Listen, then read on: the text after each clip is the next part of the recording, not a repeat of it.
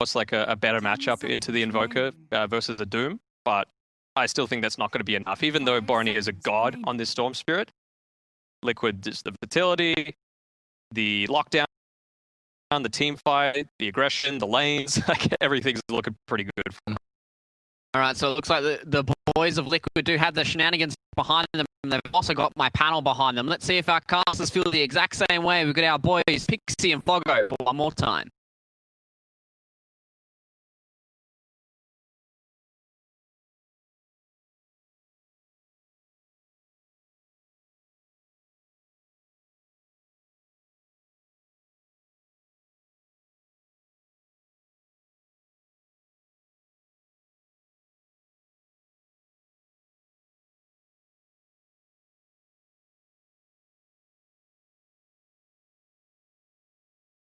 Hello, ladies and gentlemen. Liquid versus Golems just about to kick off here. Game one. Fogged, we've just had the drafts where we're getting some fun stuff indeed. The iNSaNiA Pango for Liquid. Is it going to work, though? Do you like what Liquid's doing, or do you think sort of the more standard approach here from Golems is going to help them win it out? Glancing at Liquid's, like it does look like it has all the elements, but I think they've gone a little too far outside of the box with some of this stuff. It just feels too weird to me. It's weird because I can't like specifically like say like what I strongly hate besides, you know, if I weird. Like it looks like they do tick all the boxes, but there's something about it just doesn't feel right. It feels very strange. Yeah, I mean, it's definitely going to be interesting what they do with this sort of setup. Go, ladies and gentlemen. Getting into the action of game one between Liquid and Golems. And as we can see, standing off there, some of the lanes we've got coming out up top, miCKe and the carry troll. It's going to be supported by iNSaNiA on the 5 Pango. He's got that Orb of Venom picked up. He's ready to punch. Taiga, Shadow Demon, mid lane, qojqva, Boka. See. On the Void Spirit down at the bottom lane, over on the other side on Golems, Skiter, carry Spectre, Boranija on the Storm that we've seen from them come out quite a few times now at this tournament. 33 playing the offlane Doom, FATA saving lives as the Oracle, and miLAN's going to be looking for the plays as this Rubik is going to get met by Liquid here on the high ground. But he's got boots. Yeah, he'd be able to make it away, no problem at all with that movement speed. Sees the 3 top, so he's probably expecting them to do at least keep a tri-lane for maybe the first level or 2 if they can try to get a first blood. I think that's probably Liquid's better idea here if they have this support Pango, because I'm a little worried if it is just a support Pango straight up and they just make these standard dual lanes. I think this top lane might suffer a bit here. Rubik and Doom can pack a pretty decent punch, especially when you don't have a real support to kind of help you out on the side. I'm looking at the Storm last pick. I look at Golems draft, and like you said, very standard kind of draft for them, where they have so many different ways to start the fight. You know, this Haunt gets popped, they can pick and choose who they go for these battles. It's your very standard Storm Spectre lineup with a nice Doom coming into play too. Their team fight might be a bit lackluster when that Haunt isn't up, but they do have nice, you know, good support to be able to move around. The Rubik in particular with the Storm, they can constantly set up for kills. Yeah, I mean, without a doubt, it's definitely a much more tried and tested lineup that Golems have come out with here. Very solid core heroes that have proven to be very strong right now in this meta. Yeah, I want to see how they try something a little different. I'm going to be looking a lot at Taiga and Boxi, because these two, for me, have been just so crucial to Liquid's games. If I feel like Boxi's having a bad game, I feel like Liquid struggles so much. They always it feels like they never can really make stuff happen on the map. So these two, definitely the ones to be, at least for me, to keep eyes on.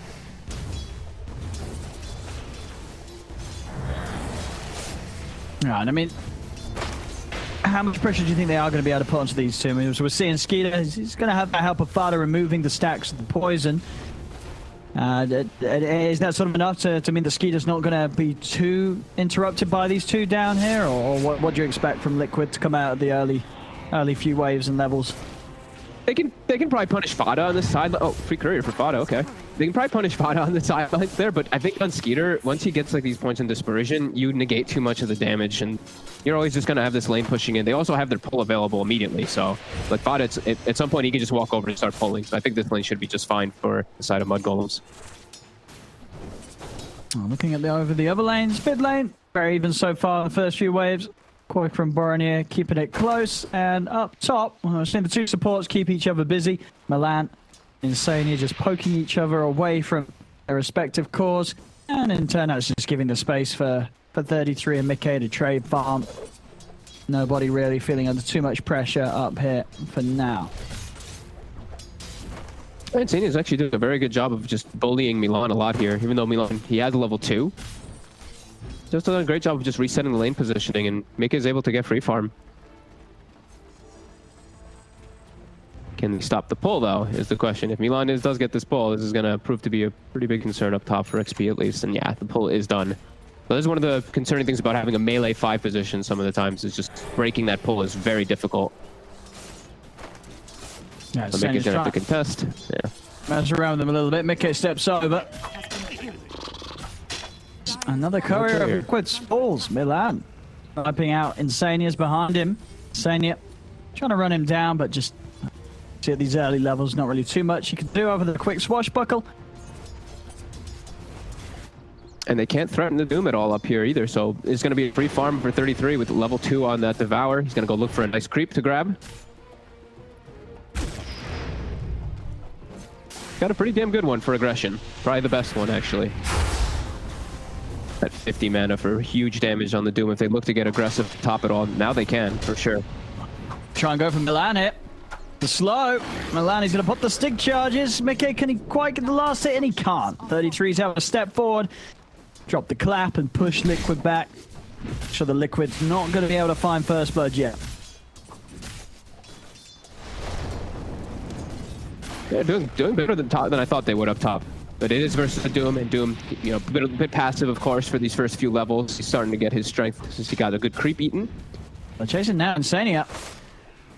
Yeah, to find someone here with the swashbuckle across the two of them. They turn with the burst, but it's not enough to kill iNSaNiA. It's iNSaNiA and miCKe. Get the first blood onto 33. iNSaNiA already starting to serve up. miLAN's got to be a little careful how he hangs around. Swashbuckle's going to be back up in 8. And indeed, miLAN already stepping away, but I mean, it's working. And iNSaNiA's Pango got the kill and didn't die. They couldn't quite burst him. He's actually setting up for all the farm for miCKe. So, all right, 5 position Pango is going to work in this one versus this bit of a passive lane that they do have on Mud Golems. So, it's working out for them here. And we see mid, and miCKe gets pushed out as on top. Get the slows onto him. Chances there for them to turn with the telekinesis. And now 33 will run down the two of them a little bit with the scorched earth. Huh. That was a kill on iNSaNiA. I'm not sure why he threw him away. If iNSaNiA gets the clap on it, or if 33 gets the clap on iNSaNiA, iNSaNiA is dead. He just used Swashbuckle. That was weird by miLAN. He wanted to get the drop stun onto miCKe, but yeah, ends up missing a kill, I feel, out of it. Comes to the 5-minute runes, but iNSaNiA going to be able to come in and contest. This doesn't look like it up top. 33 is actually able to cut down miCKe's courier, which was about to make a pretty big delivery for this stage. It had extra tangos, a mango, and the Wraith Band on, and he was just able to walk in and take that away right in front of miCKe. miCKe has to be careful how he steps up with this point in Infernal Blade. He can die. An Infernal Blade and a clap. As miLAN, he's chasing out iNSaNiA. One more hit might be able to kill. Oh. Nope. 15 HP.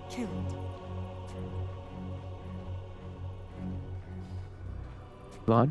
We're still looking. iNSaNiA gonna be able to make it away. Mid, we see again, Taiga's looking for the big rotation this time as he dewarded the cliff. Boranija. He'll be fine though, as he does have that full bottle to heal himself up, and I'm seeing a Spectre not get pressured bottom. Taiga's looking to make some moves around mid, but this is always a concern. They haven't slowed down Skiter at all. Spectre with free farm. A lot of aggressive wards we see placed out from Taiga. He's looking to get information inside the jungle because he knows Storm's gonna hit these creeps soon. On top. So we see quick D wards. They're trying to make moves on 33, but a little too big for them to take down. Has a lot of one charges too. They're still trying to move in on him. Yeah, with the one popped, we'll realize that this is not a kill they're going to be able to get. To Taiga continue hanging around mid with this catapult wave pushing it, just forcing Boranija away from that mid tower. But lanes have lanes have kind of progressed now in these first 6 minutes. We see fairly even across the board, which, you know, as a Storm and a Spectre lineup, yeah, I feel like you're always happy. Lane's going even, you're in a great spot. Structures are fortified. And even I mean, they're even a little bit ahead out of the lanes too, so Radiant's middle tower is under very attack. ideal situation. It's definitely going to be pressure on qojqva to make some big moves early this game. He's going to have the boots out in a second with that urn. Start trying to look to get a little involved in these side lanes. But as you say, they're going to need to bring a lot down to that bottom lane already if they want to try and have a solid chance at killing off Skiter. Yeah, he has much easier rotations to play around top, I feel. These two can set up for kills onto the Doom and the Rubik pretty easy. Killing the Spectre still is just... it's just too much of a task. Zip in. Boranija is going to get a little active onto qojqva. It's not enough damage right now for the Storm to really threaten the Invoker. In fact, Boranija taking quite a hit back. qojqva as he holds his ground with the cold snap. Level 6 on Skiter, so Horn always at the ready. They do find opportunities to fight on these other two lanes here. Mud Golems is just holding that slight lead here. I feel like, yeah, iNSaNiA just committed again with Swashbuckle. miLAN's playing a little bit passive, I feel like. When iNSaNiA commits, I feel like a lot of these times he can just lift him and throw him on the Doom, and that's a kill. I think he's giving a little bit too much respect to this position 5 Pango. I've seen now like 3 times iNSaNiA putting himself in a jeopardizing position. Doesn't get punished. qojqva move up to the top there to see if we could get a look in on anything, but miLAN on the high ground gives them all the info that they need, and qojqva's just going to have to head back towards mid. He's not going to be able to catch anyone by surprise up top for now. He's going to try and make the play of go down bottom and helping Boxi as Skiter, a little low on the HP, doesn't have any regen upon him. Oh, might be able to dive and burst him. This could be a really nice move here, Skiter. He's got the dagger out. Speedy, can connect. They've got the Tornado EMP and Remnant, the cold snap down as well. The damage is done. Nice. Smart moves from qojqva and in a way that would have caught them by surprise, because we saw showing himself top, coming in up to the stairs. They just immediately with that TP down bottom, they weren't ready for that. Yeah, he gets himself his Zern charge now, so he can look to make some moves around the map a lot easier now. And Boranija, he can react with his TP to try to counter-react, but it's always a little bit scary versus the speedy Invoker. qojqva still hanging around bottom. There is a ward set up in the area, and they spotted that ward place too. But they're committing just get FATA. Yeah, FATA step forward to try and get some farm in this lane. qojqva's still about. qojqva is going to be able to catch another. So some early players coming out from the Invoker top lane. Boranija also starting to get active for Mud Golems. They dive in onto iNSaNiA underneath the tower. Of course, by this time, miCKe stepped away from the lane. And he's hitting the jungle now. Seeing very similar movements coming out from both teams. miCKe, he's going to be going for this greed. As we've seen, he's going to go for this Battle Fury this game. That could be a little painful, I'll be totally honest. I feel like they might need him to go a little bit less greedy, but we'll see. I feel like they can definitely take advantage of that on the side of Mud Golems, but at the same time, too, I'm looking at Liquid, and I feel like he actually has to just go for the Battle Fury. Otherwise, they're just going to get outscaled way too hard this game. Radiant are scanning. Yeah, we'll see how quickly he's able to get it online this game, and Yeah. that sort of helps him stay ahead and alongside the 3 cores of Mud Golems that do have some fantastic scaling and farming opportunities. Imagine these 3 cores are not going to be too fussed regardless of what state and stage the game gets to. No, that's why I'm feeling like it might be a bit of concern that he goes for the Battle Fury rather than going for like your phase, your Yasha, your Basher, and just going for this battle kind of build. I feel like it could hurt them because they're playing now. I feel like they're playing into Mud Golem's hands a bit. The Mud Golems, they want this game to progress. They don't mind any of this type of passive play here. It's going to have to be some huge moves from Liquid, but qojqva is going to be spotted out here. They come in with the horn. They're going to jump in onto iNSaNiA, take him out. And now with Boranija closing the gap onto qojqva. They'll try and turn, but the range is there for miLAN to come in with the telekinesis, take him out. They'll head over towards Taiga in the trees. They're going to be able to get to the third here as Taiga's trying to run. Oh, maybe he'll live it. Boranija's low on the mana. The Swashbuckle actually off the mark. It doesn't matter though. The range is there for Boranija to come in with a final hit. Pick up a triple kill. I mean, that was a fantastic use there at the horn and the chasers. As soon as they saw qojqva, they made that move immediately. This is one of the reasons why there's slight concern for this Battle Fury. I feel like miCKe, he might have to get involved with this team. Even if he goes for Battle Fury, I think he actually might have to just start fighting with them. because this does look like it's going to get really difficult for Liquid. Every time these ults are up, Mudgolems will have a very strong fight, and they saved Doom that last fight. I saw 33, yeah. He almost instantly casted it, the Ghost Walk went off, he misses it, and then he raises his arms again, and they realize, wait, we don't need to use this. So now there's still this threat on the map of Doom if Liquid does look to make an aggressive play. And we saw there as well, huge that Boranija gets all the last hits on those kills. His Orchid's just going to be so fast this game. Bottom lane, qojqva's got the setup on a 33, they're in with the Rolling Thunder. 33 out of mana, FATA trying to help him out, and he's able to do so. It's going to keep him safe for now, but the Rolling Thunder won't finish off the job. 33 is just able to walk away from the three of them, trying to make that move on him. And he's going to be fine. On the other side, though, iNSaNiA, he is not. Boranija catches him on the way out. And that's going to be the Orchid done. Yeah, it's a 12-minute Orchid on this Storm. And you said earlier already, anytime you sort of see a team getting this sort of power, you know, being the team that has a Spectre this early on, you've got to feel a little concerned for the opponents. Yeah, and it's a very, like we said, it's a very volatile draft from Liquid. It's very hard for them to actually play if they do start getting behind at any point. Cause, like, who's their front line? Who's going to act as his front line show? Because everyone who shows is going to get this Orchid in and picked off in the lane. It just seems like it's going to be so easy for Mudgolems to make that sort of play with how fast this Orchid is on the Storm. It's also a pretty free Storm game when you look at it. Sure, there's some disables he has to worry about, like the Aether Remnant and maybe like some tornadoes and stuff like that. But if he's able to play around the initial setups, there's no actual just hard stun that they do have in their draft. There's no like Sanking Burrow Strike, no loots, nothing like that. And we've seen before, right, when you do go for the Invoker and you have this sort of play style that you want to get away with, this turn into yours, making moves, making plays. If you do start to die, you know, you're going to fall behind so far that it's going to be one of those games where it's just all on the Troll's shoulders. Yep. And if they don't find action, Liquid, their other two cores are going to sit back. Yeah, that's when we've seen, you know, Thompson, when he goes for this and he starts having some tough stuff happen as the Invoker, he just builds Medallion, builds Glimmer, goes Solar, and you're just kind of this glorified support Invoker just buffing up a Troll. Yeah, it definitely feels like it can get to that point pretty quickly in this game, as Boranija is always full mana, always looking for this threat. And there's not going to be the Yule setup either, right? We see Boxi, he's just rushing in Aghanims. That silence, it's going to be great onto the Storm if he's able to do so, but he also can just die from an Orchid himself on that Void Spirit a lot of times too, because he doesn't have that defensive. FATA was just able to get, he gets the wall coverage down, but it does get taken away, so not quite the open setup for Boranija to get in on that angle. Seeing what else he can find. Down hits, but there's a lot of Liquid here, so a little risky for Boranija to come into it, at least until Liquid start to separate. And iNSaNiA got to be careful about walking down onto the low ground and maybe even stand on the high ground. He might still be in a bit of a spot of bother as they're trying to go. Boranija did actually, I believe, step in range of that outpost before he zips, so are aware of him. They have a sentry down too. Yeah. They saw him for a second there. Still, this pressure, it's just space, right? Skiter and 33, they're just continuing to free farm. I mean, still, the Troll, miCKe, he's going to be on track for a good Battle Fury in time. In fact, does he have it finished?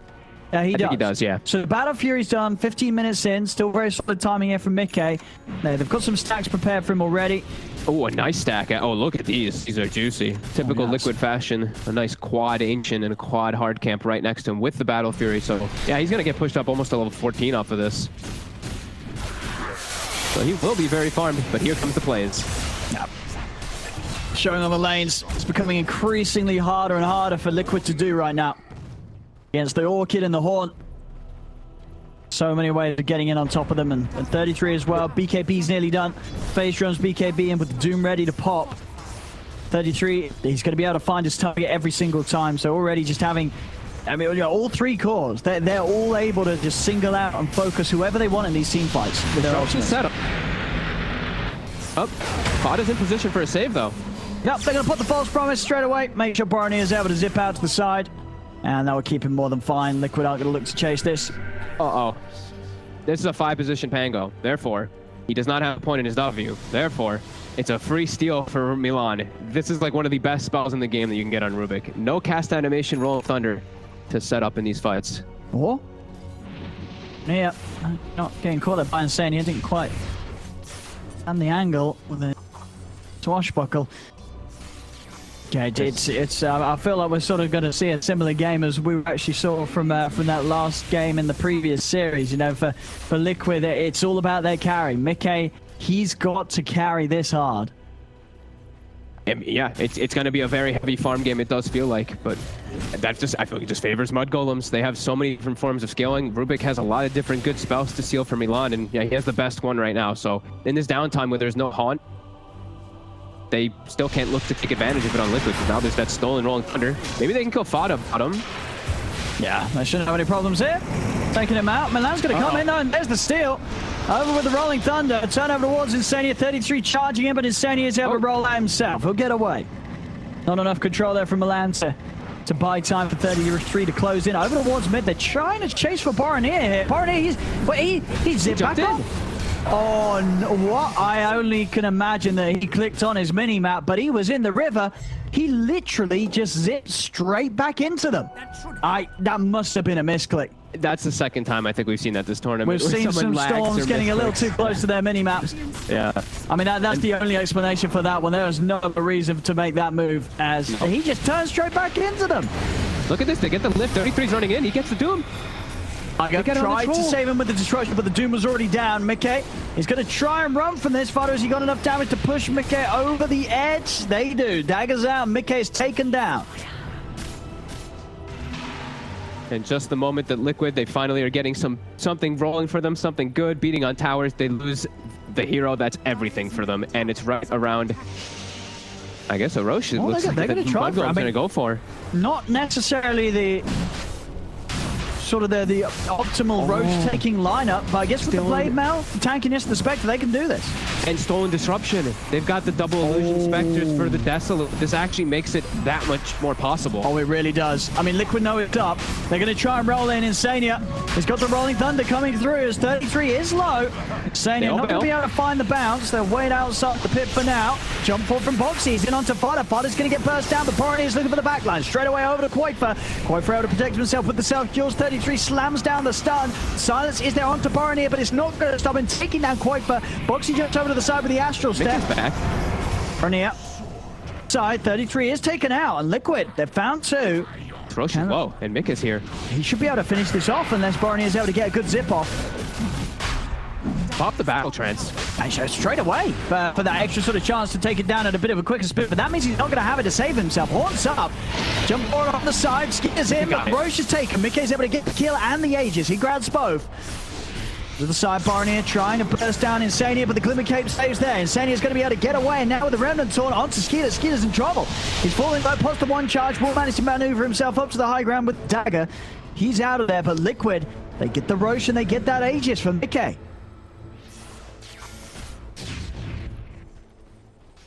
Respawned at perfect timing. It really did feel like it. Mud Golems, that looked very close for them to be able to get it with those illusions, but ends up giving it up to Liquid.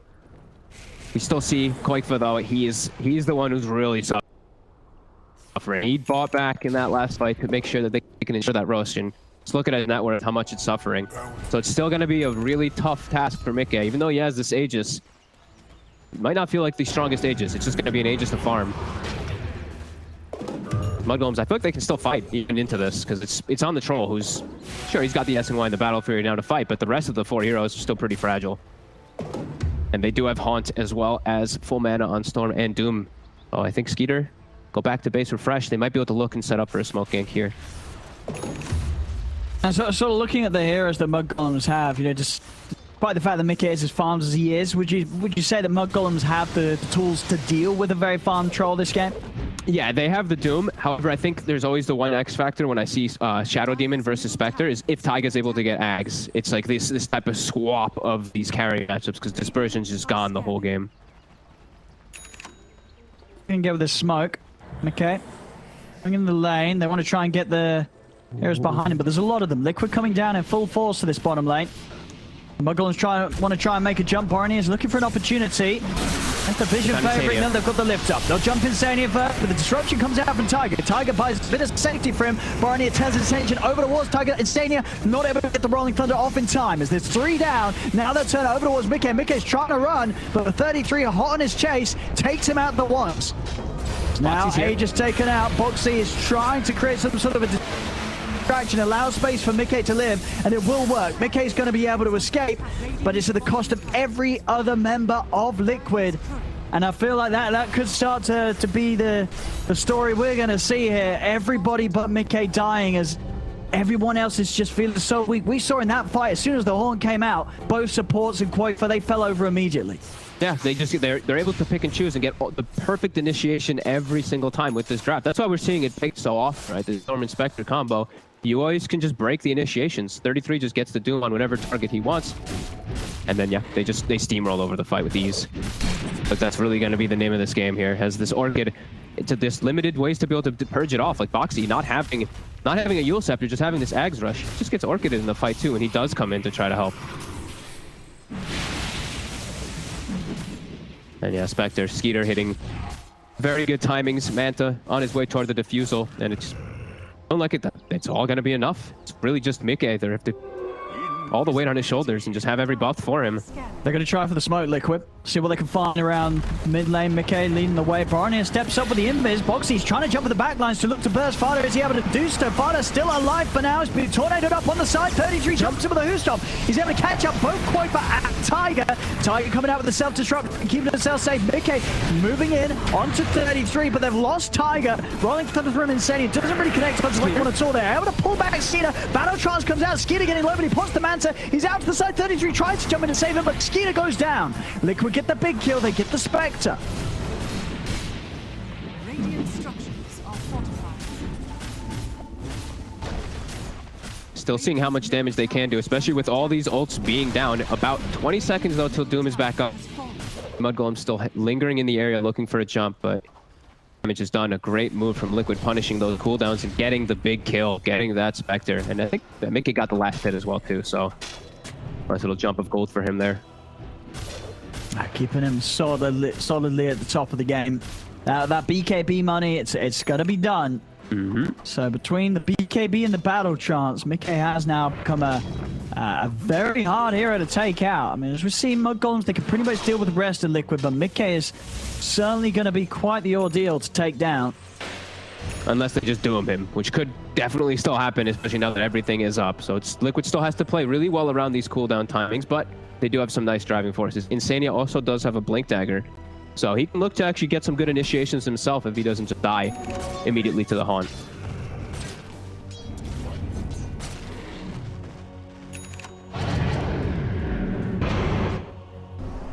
Still feeling that pressure. Every time these ults are up, just Liquid has to somehow hope and just try to lose the least amount of heroes as possible, it feels, when they do just pop everything.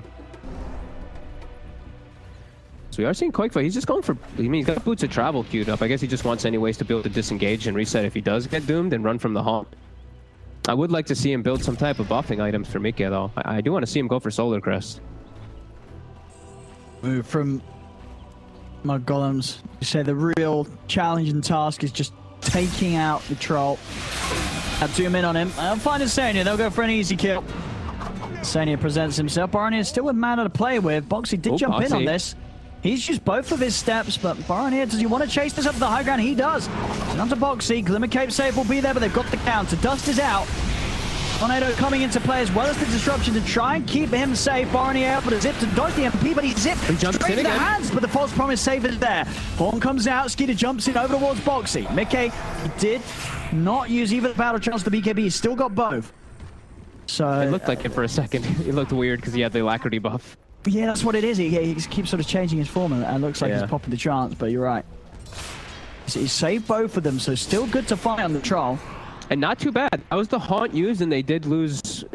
Oh, they lost something, but nothing too massive. They didn't lose any of their. They didn't lose the troll in particular, so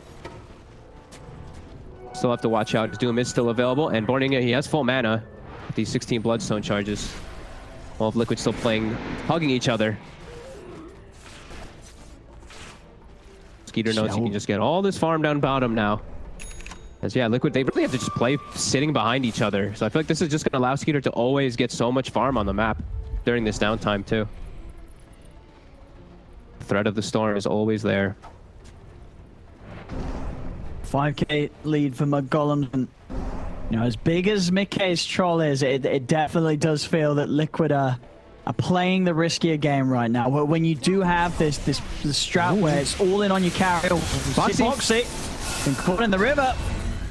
Boxi gets burst out. Taiga and qojqva, they're trying to step forward. Slow down 33 with a tornado. With a man down, Liquid disengage, get themselves out of it. But yeah, you know, Liquid playing this, you know, single core lineup where you're against the Doom, and this hero, he's kind of the counter to that sort of style, right? Yep. You know, they have great scaling heroes too, great ways to catch the back line. It feels like the game just gets harder and harder for Liquid as it does go on.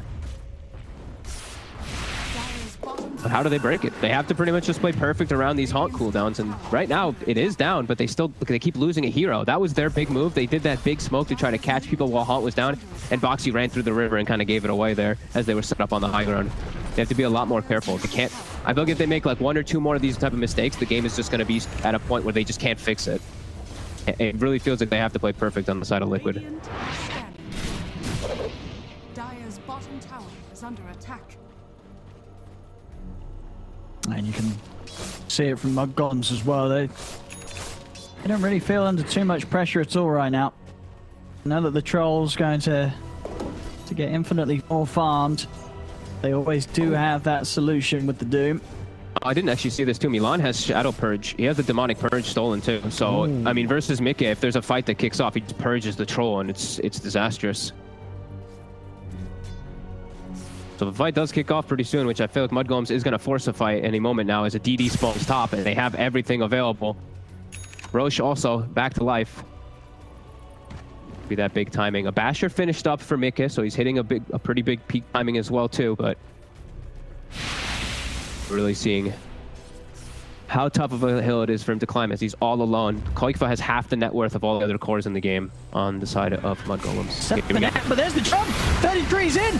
He's in straight away. miCKe is able to put the BKB though. He's able to watch 33. Balance chance comes out. 33 trying to get the Doom off. Can he do so? He can't. 33 he's lost his life. miCKe's taking him down over to the side. iNSaNiA trying to look towards the Storm and the Spectre.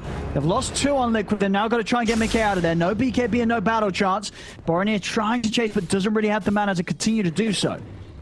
So, Golems, they come out with those 2 buybacks. They are going to maybe see if they can secure the Roche. But Liquid probably still able to try and give up some sort of fight around here.